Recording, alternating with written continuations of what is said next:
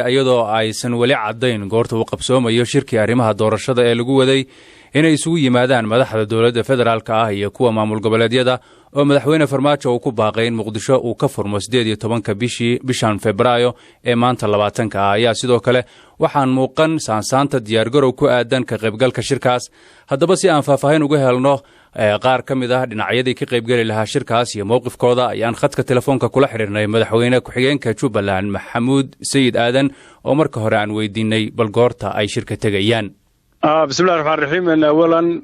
waa mahadsantihiin waxaan ka tacsiyeenaynaa shalay tashadooyinka xamar ka dhacay dadka ku dhintay waxaan u duceynaynaa kuwii ku dhaawacmay in Ilaahay boogdheeyo aad iyo aad baan ugu xunahay Jubbaland way ka xun tahay way soo saartay qoraalkaas mar walbana anaga Jubbaland waxaan hoosta ka adkaynaynaa hoos ka xariiqaynaa in Soomaalidu wada hadasho waxa aan meesha ku jirin cidda soo gelinaysa ka bixiso xaaji lagu heshiin waadaad aragto ninba waxaan meesha ku jira soo gelinaya ama ninba wax meesha ku jira ka bixinayo in si degan doorashadii loo qabto guddigii farsamada soo jeedinta ay soo jeediyeen wixii dib inta looga firisto oo hogaamiyaasha sarkaan golaha wada tashiga qaranka iyo stakeholderska kale oo maaragtay musharaxiinta iyo cid walba la isqanciyo marka doorasho lagu wada kalsoon yahay loo dhaqaaqa xalka Soomaaliya ka weeye meel kasta oo lagu qabanayana Jubbaland diyaar bay u ahay soo jeedinteeda ugu dambeysayna waxay in Muqdisho lagu qabto maadaama beesha caalamkana ay joogto dhammaan stakeholderski iyo saamilayda siyaasaddan ay ku dhan yihiin welina tiiban ku taaganahay waa tahay shirka hadda ma ka qayb galaysaan shirkadu waa u diyaarsaneen inaan ka qayb galno waa tay wax dhacayn magaalada xaaladeeda wada socotaan dib baan u qiimeynaa laakiin mar walba waa ka qayb galaynaa sababtoo ah xal kale oo ka wanaagsan in la isu tago la wada hadlo la fariisto oo Soomaaliya arrimaheeda xallisato si ay dib ugu noqonin qarannimadeeda aan meesha ugu bixin xal kale oo ka wanaagsan oo ku bedeli lahayn ma jiro sidaa darteed waa tagaynaa waqtigii hore loogu qabtay dabcan shirkaasi waa la dhaafay goormuu marka shirku furmaya ogaalkiina dabcan cilladaha iyo caqabadaha ku yimid waxay ahayd barnaamijyadii iyo rabshadaha ka dhashay oo runtii annaga aan u arkaynay dadka intay muujiyaan dareenkooda inay madaxda qarankana la hadasho tiraahdo waa dhageysanay dareenkiina wax walbana waa wanaagsan yihiin doorashadana waa la qabanayaa si nabadgelyo ah ayayna dalka kaga dhacaysaa doorashadii iyo qoriisu dhibki intii loogu bedeli lahaa in maaragtay xabad loogu jawaabo marka caqabadaas waa timid ilaa maantana way jirtay caawa marka Britain go'aan ka gaari doonaa hadii Ilaahay yiraahdo sida xaaladda noqonaysa waxaan qiimeynaynaa situationka magaalada ama xaaladda magaalada ka jirta taa macnaheedu ma waxa weeye waxaad ka fiirsanaysaan ka qaybgalka shirka haddii magaaladii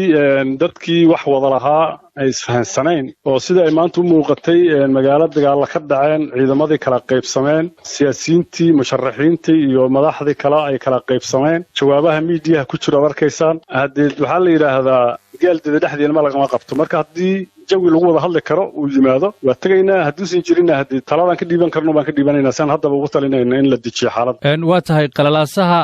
aad xustay ee xamar ka taagan dabcan waxa uu salka ku hayaa hubanti la'aanta doorashada marka soo uma muuqato inaad idinku ka lug jiidaysaan xalka dalka ee ah in doorasho la aado maya annaga mar walba annaga adkaynayni doorasho waqtigeeda ku dhacdo wada ogol ah in la qabto waxaan meesha ku jirin baa la soo geliyey oo dawladda soo gelisay dhexe iyo hoggaanka maxaa yeelay waad ogtihiin caqabadihii jiray ama guddiyo ha noqoto ama arrinta gobolka geda ha noqoto ama ha noqoto Somaliland iyo sida loo qabana doorashadeeda marka waxaan hadda meesha ku jirin haddii la soo maaragtay dawladdii ku adkaysatay 5 bilood 4 bilood waqti ku lumisay haddaba waxaan aaminsanahay wixii maaragtay in la xalliyo kadibna hore loo socdo annaga marka taa weeye mowqifkayaga waa tahay guddigii baydhabo ku shiray ee idinka iyo federaalkaba idin matalayay waxay sheegeen in arrimihii taagnaa xal laga gaaray